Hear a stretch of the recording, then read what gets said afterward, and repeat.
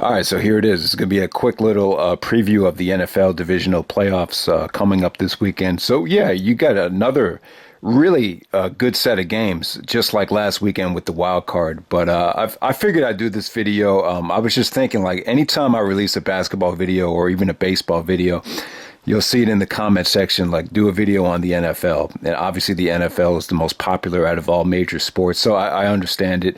So, my feelings on football in general, positives and negatives. I would say it's my least favorite out of the main four sports. I probably prefer hockey even more than it. I would watch a lot more hockey, but the problem is it coincides with the NBA like crazy. Pretty much they have an identical schedule of when it starts and when it ends. So that's pretty much the reason why I'm not a huge hockey fan. But as far as football, yeah, like positives and negatives about it. I love NFL films. I love watching, some of the old school documentaries that the NFL Films produces, which you're always tremendous.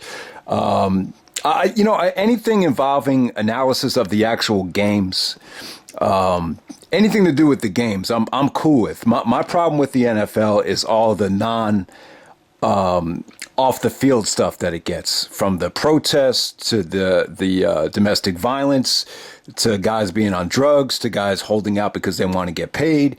All that stuff just drives me crazy. I just have zero patience for it. I think it gets way too much attention. I hate the fact that actual baseball coverage gets put on the back burner during the season for off-season football coverage.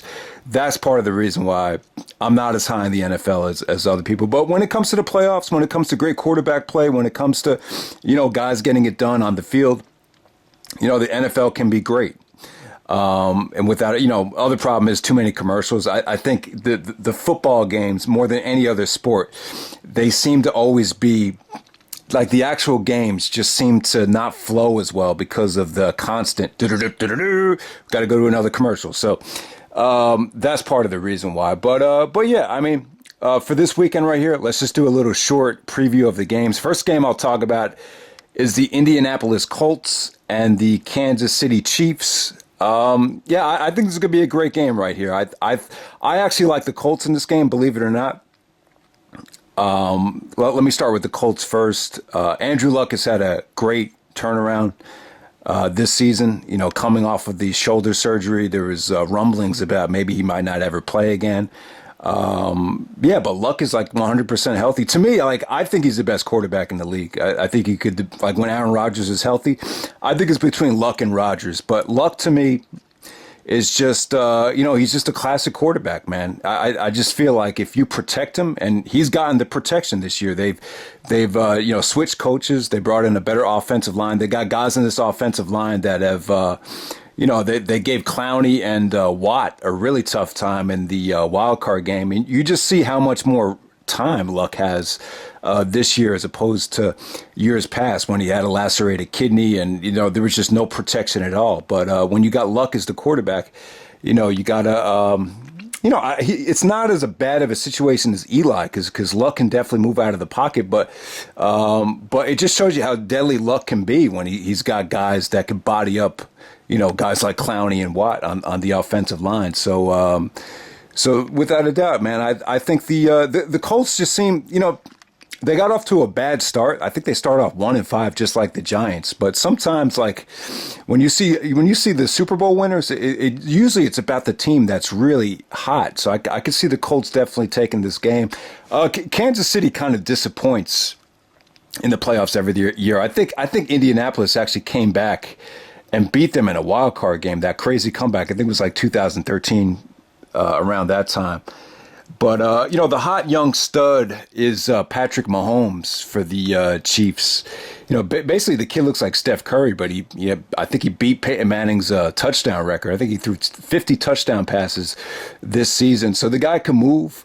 You see a lot of, that's what every organization wants now is a quarterback like Mahomes that can move out of the pocket, that can throw on the fly, that can run, just do it all. And so he's like, guys are getting jobs based off of what they've done as far as coaching, Mahomes. So, Kansas City to me, like, Kareem Hunt, guys like that, they were able to run the ball all season long. You saw how explosive they were on offense. They have Andy Reid as a coach and everything, but I don't know. I think this is going to be a tough test for them. Like from what I've seen, defensively, you could, when you have the weapons, it seems like you could put up a lot of points on them. Just look at the Chiefs and the Rams game.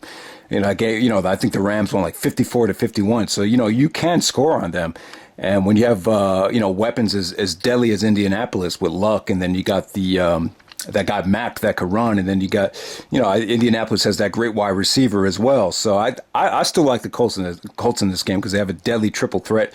So let's move on from there. So what's the other AFC championship game? We have the New England Patriots and the San Diego Chargers. Man, that Chargers wildcard game was crazy. I mean, it wasn't pretty, but you see, Baltimore, sticking with that Lamar Jackson. They just, they just had no chance. I thought they should have put Flacco in when they couldn't score at halftime. I would have went to Flacco. I don't know what's going on there with Harbaugh. I thought he'd be leaving. Like if I was leaving the Ravens, I would have just done whatever I could to win. But maybe he's staying. Maybe he just wants to get Lamar Jackson more experience because the way that game was going, I don't see how you don't make a quarterback, especially when you got someone like Flacco that has proven in the past that he could be money in the playoffs. Beat Peyton Manning. I think he even beat Brady. Won the Super Bowl against the 49ers. So I don't know what happened to the Ravens there, but it wasn't a pretty win for the Chargers though. It's not like Rivers had a great game. They just they just settled for field goals, but the defense was just so good that they were. I think what was his name? Ingram on defense. Ingram the third on defense. He really gave Lamar Jackson a tough time, and really. It just shows you how scrappy and gritty the Chargers were. So I definitely think the Chargers are more improved. I think the offensive line is a lot better than it was in the past. But it's not like Rivers had a spectacular game. With not San Diego, L.A., the Los Angeles Chargers. It's funny, like ever since they switched to being Los Angeles, they've been actually a better team. But, it just seems like, whenever they played at home, they weren't able to draw a lot of fans. They weren't able to create a lot of buzz. But, this is probably the best team Rivers has had, like when you look at it on paper. So, you got the Chargers going into Foxborough, playing the Patriots. It's supposed to be like 20-something degrees out. So everyone's saying, you got to favor Brady in the cold weather. The Chargers aren't used to it. But look at it like this. The Chargers have been on a roll when they've been away from home. Like when they played at home, they haven't been as good. They don't get a lot of, like I was saying, they don't get a lot of fan support in L.A. So, they won a big game overseas in London or England or whatever it was. And, they went on a roll.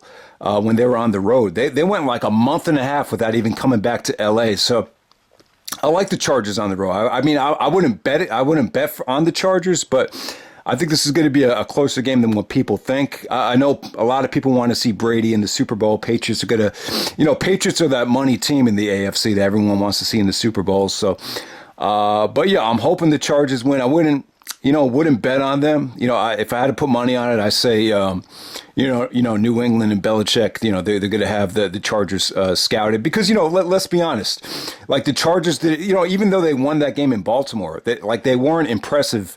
Like Rivers didn't have his best game. The offense just really didn't even get it going. They just settled for a lot of field goals. They were able to pull out the win, but, yeah, I mean, you would think that Brady and New England, they've had 2 weeks to rest and prepare for this game in cold weather. Brady doesn't lose a lot of games in New England when they're at home.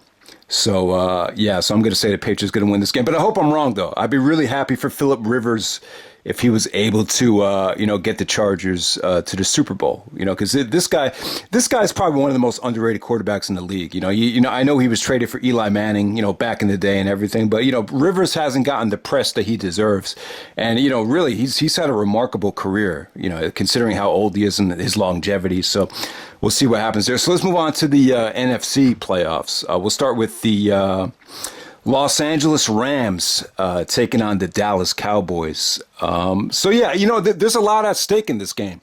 I think for both coaches, Sean McVay It's a huge game for him because let's face it, everyone's saying he's the hot young guy. Everyone wants to hire a younger coach based off of McVay's track record.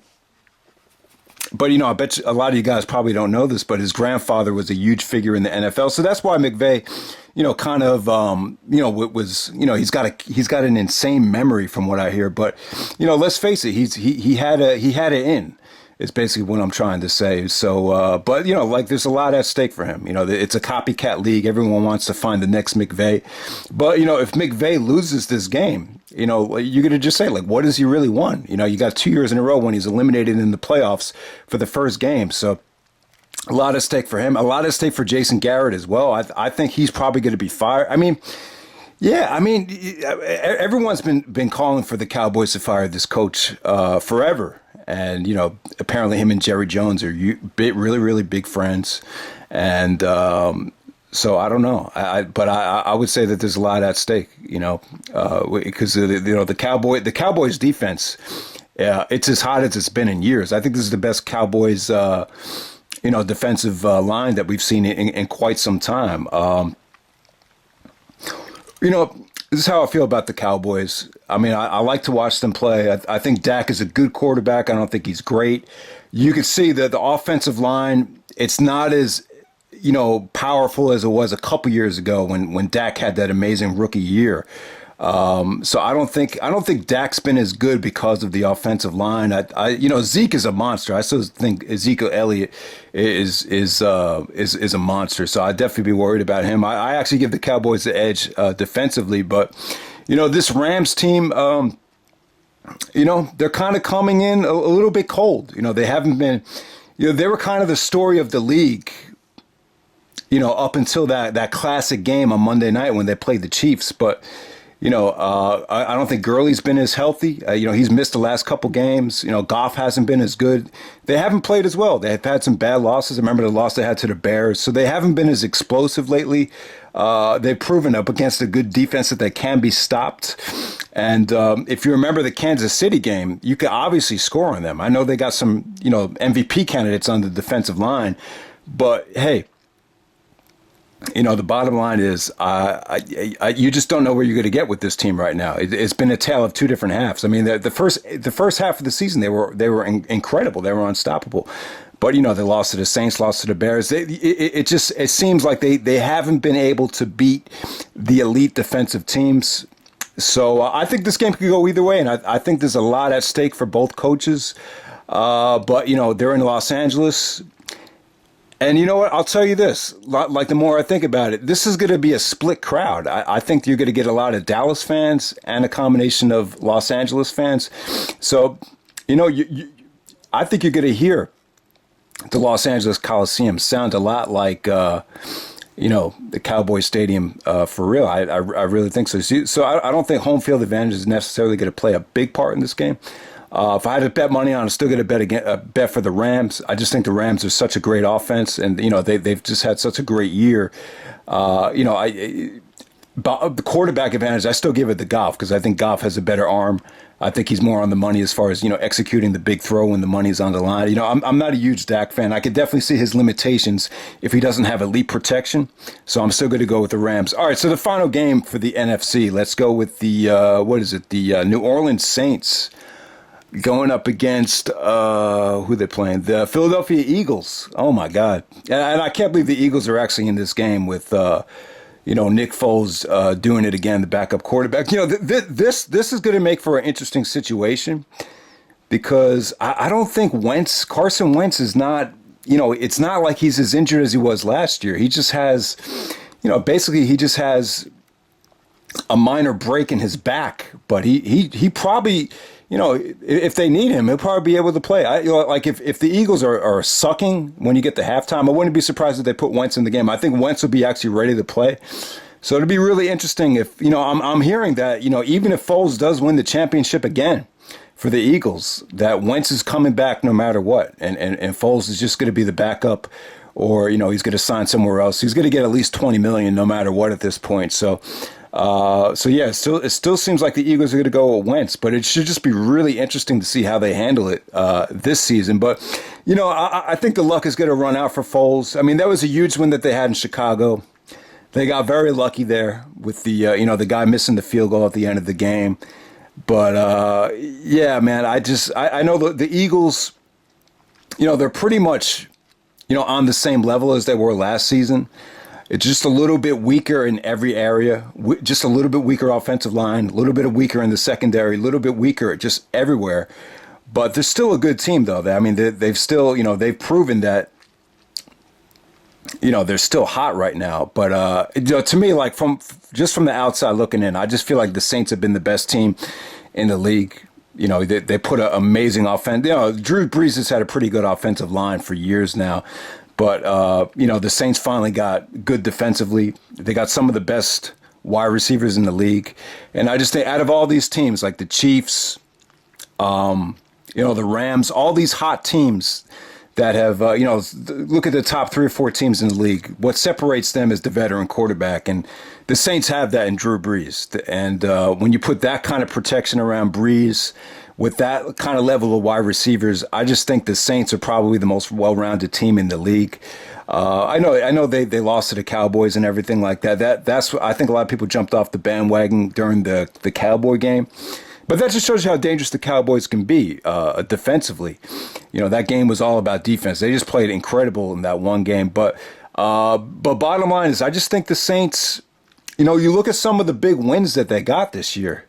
Beating the Rams in prime time and, just they just got a lot of big wins that you wouldn't have expected. And I just feel like with, when you look at all those young quarterbacks, you just bet on the guy that's done it before, and that's Drew Brees. So I definitely like the Saints in that game.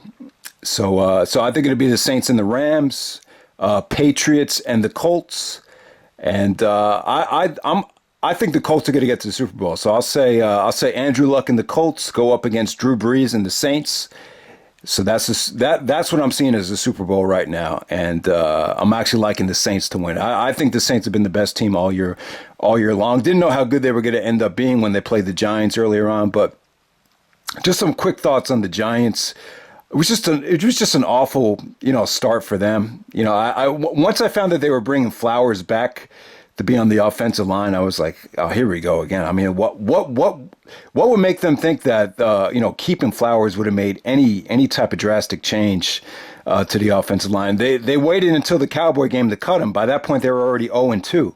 And as soon as they cut him, they got a big win against the Texans, but then they just had tough loss after tough loss. They found ways to lose games. The Carolina game and the Philadelphia game, if they had just won those 2 games, they probably would have ended up being in the playoffs. Barkley was all right. It seemed like Barkley had a tough time at the beginning of the year. Combination of, him just not being smart with the combination of the offensive line just not doing his job. But you see, as the year picked up, he was able to find gaps and just, he was just able to get more yardage as the year went on. So Barkley was great. He was explosive. I still think Eli is just better off not forcing things. There was a lot of times, particularly in the Philadelphia game, when he forced a pass to Beckham. He should have just kept feeding it to Barkley when he was hot. But there's this. I just think Eli doesn't do well when he forces things. And I think with just generic, hardworking, non-diva wide receivers, I think that's just a better fit for Eli. Everyone's bitching about the offensive line. It's kind of like, I don't know. It's almost become like a racial thing. And I hate to bring it up, but. A lot of guys side with Beckham, or a lot of guys side with, that you need a mobile quarterback. And it just seems like a lot of the Eli supporters have been, pro Eli. They think they're blaming it on the offensive line. To me, I'm just looking at it like this. I just think it's a combination of both. I think there's just been it's just so hard to draft offensive linemen nowadays, because like when you look at the college game, you're seeing that a lot of these offensive linemen are just, there's just not a lot of defense being played. So it's just tough to evaluate it. And it's just like the way the game is going. You just need to be able to at least move out of the pocket. You just can't be a statue like Eli has in the past. But if you give Eli the proper protection, he's proven that he can make the throw. But in today's NFL, it's just really tough. But the offensive line did get better. I'll definitely say that. I like Shermer. Shermer got off. After the Cowboy game, I was just like, man, this guy's just he's going to be more of a PR nightmare than McAdoo was. But I like Shermer though. He handled himself great. You could definitely tell he coached his ass off. He tried to get these guys better on the offensive line. He tried different combinations. I think Shermer was the guy that really wanted to get rid of Flowers. Definitely said it was time to move on, and that was a great decision right there. I just wish they had done it sooner though. So yeah, the Giants, they had a lot of explosive weapons. There was a lot of good things to like about the year, but. Bottom line is they had a tough schedule. They just gotta try to get off to better starts and not dig themselves such a hole. It seems like ever since they won their last Super Bowl, that's been the biggest problem, just getting off to good starts. I mean, there was even one year where they got off to an 0-6 start, and then they won like their next 7 games, or what was it, 5 or 6 games or whatever. So yeah, so that's it right there. But with Eli, it seems like the way they're going to go with Eli is he's going to take a pay cut. He's going to, renegotiate his contract. They're probably going to draft the quarterback, and he's going to take, quarterback under his wing. The problem is there's not a lot of great quarterbacks coming out in this draft. A lot of people like the Duke quarterback, the Ohio State quarterback, even the guy coming out from Oklahoma. That's a baseball player. So who knows what they're going to do. I just like to see this line without Flowers get off to a great start, and I think Shermer and Gettleman will find the right pieces, and hopefully the Giants could just get off to a better start. But that's pretty much it, guys. I'm not going to do another NFL video the rest of the year. As you can see, my knowledge is somewhat limited. I'm not a huge football fan, but I do, obviously I'll watch it once a week, and there's so much coverage that it's pretty easy to remember, like, what the important stuff is, going into the game. So I like talking about the actual games, the off the field stuff, the protests, all the other crap that comes with it. All the Goodell politics, I really don't give a fuck about. But when it comes to actual games, I don't mind talking about it. And I do love the history of the league, talking about Montana and the Giants and Super Bowls and stuff from the past, Brady, Peyton Manning. I love talking about that stuff. But that's pretty much it, guys. So my Super Bowl choices are Saints and Colts. And if that does happen, I still like the Saints to win. I just think the Saints have been the most complete team this year from what I've seen. So that's pretty much it, guys. Hope you enjoy the video, and take care.